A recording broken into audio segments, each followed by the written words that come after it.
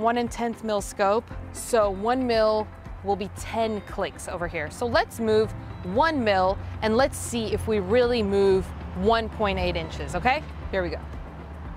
And I'm gonna move in the same direction, so the reticle will be going down, but I am moving up on my scope because that's the way the scope works.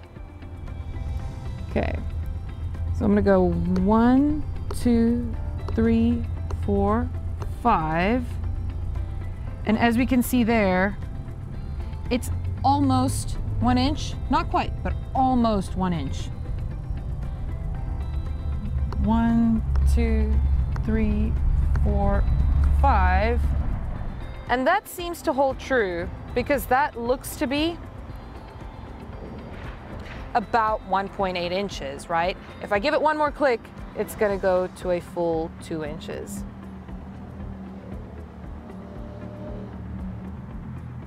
That's full 2 inches is 11 clicks in a mil, so it would be 1.1 mils. And that holds true. That's exactly what we said 1 mil means.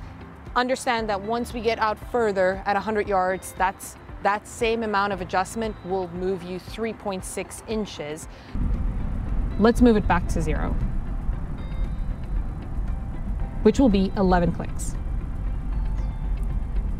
1, 2, 3, 4, 5, 6, 7, 8, 9, 10, 11. And as we can see, we're back to exactly being at 0, and we're exactly on our 0 red dot that we made in the beginning to show that this is how a mil scope works. So it's like if you're in the US and you say you have to turn left in 3 miles, everybody knows how far that is. Once you get to a different country that uses a metric system, for instance, you would use kilometers instead of miles, and that is the same way here. At your gun club, they might be using MOA, then you use MOA. If they use mil, you use mil, or you use the reticle that you like the most and the amount of adjustments you like the most. So that's a PRS3. And the second one I have is an MOA reticle. It's the APLR4 reticle from them. So what is a mil radian scope? Well, a mil radian is more commonly referred to as a mil scope, and that refers to a unit of measure. A mil approximately is 3.6 inches at 100 yards. Today we only have a target at 50 yards, so 1 mil at 50 yards is only gonna be about 1.8 inches.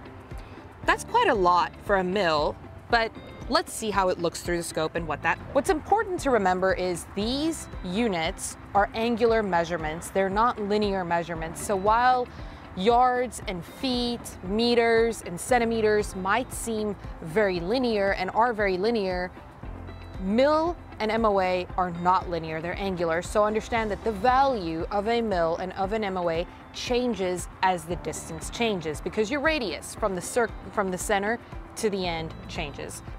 A mil, or a mil radian, roughly is defined as 3.6 inches at 100 yards. An MOA, or a minute of angle, is roughly defined as 1 inch at 100 yards. So these are approximate measurements, and they are more specifically dumbed down here below, but this is basically what that is. So today, I have 2 scopes here to help us out. These 2, so in types of shooting that you have to click a lot or that you have to move a lot or anything like that. In the middle right there, and you can see that there are hash marks to the left and the right of the dot, up and down, and there are numbers there, 2, 4, 6. Those are your mil markings. So every large hash mark is gonna be 1 mil over, and then you have the 2, the 4, and the 6 from there. So that is a mil scope, and that's how a mil is a little bit different. That refers to a minute of angle. Now, a minute of angle is 1 inch approximately at 100 yards. That means at 50 yards, it's only gonna be a 1/2 inch. This is a 1 1/4 MOA scope, so that means 4 clicks equals 1 MOA. So 4 clicks is only gonna move me 1/2 inch at 50 yards. So let's check that out. So we're exactly in the middle right there, and I'm gonna go 1 MOA down, so 4 clicks down.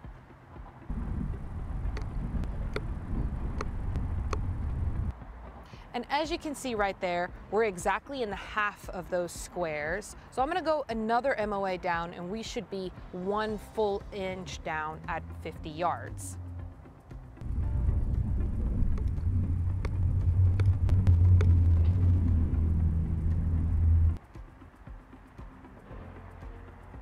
There we go. So that is 2 MOA that I have adjusted the scope, and I have moved 1 full inch down at 50 yards. So that holds true. That means at 50 yards, 1 MOA is equal to 1/2 inch, so 2 MOA, we're 1 full inch down. Now remember, I am adjusting the scope up, but the reticle is physically going to move down because you're adjusting your pellet spot where it's going to hit. So you're not adjusting what's happening to the reticle, you're adjusting the outcome from the reticle if you were to take the shot. So that's why it looks a little different, but just stick with me here. So I'm going to go back to our original spot. That's going to be 8 clicks up. So let's count them. 1, 2, 3, 4, then we're in the half, 5, 6, 7, 8. And then we're perfectly returned to 0. So we've perfectly returned to our red dot spot on there. And that goes to show how an MOA scope works, so a minute of angle scope. You'll also notice on the sides, there are very large units. So there is a 10 and a 15 and a 20. The 20 is just about out of the scope, but those refer to MOA hash marks. So 1 MOA, as you can see, is a very small amount of space on the scope. So this is a little bit finer adjustments. That means 1 MOA is going to move you to turn a lot of clicks. So that is the benefit of a mil versus the MOA, is if you're shooting longer distances, you will have less clicks to get to your spot. But if you're shooting shorter distances, the MOA is usually a finer adjustment scope. So that's your basic differences between mil versus MOA. So 3.6 inches approximately at 100 yards. 1 MOA refers to approximately 1 inch at 100 yards. So that's your takeaway here.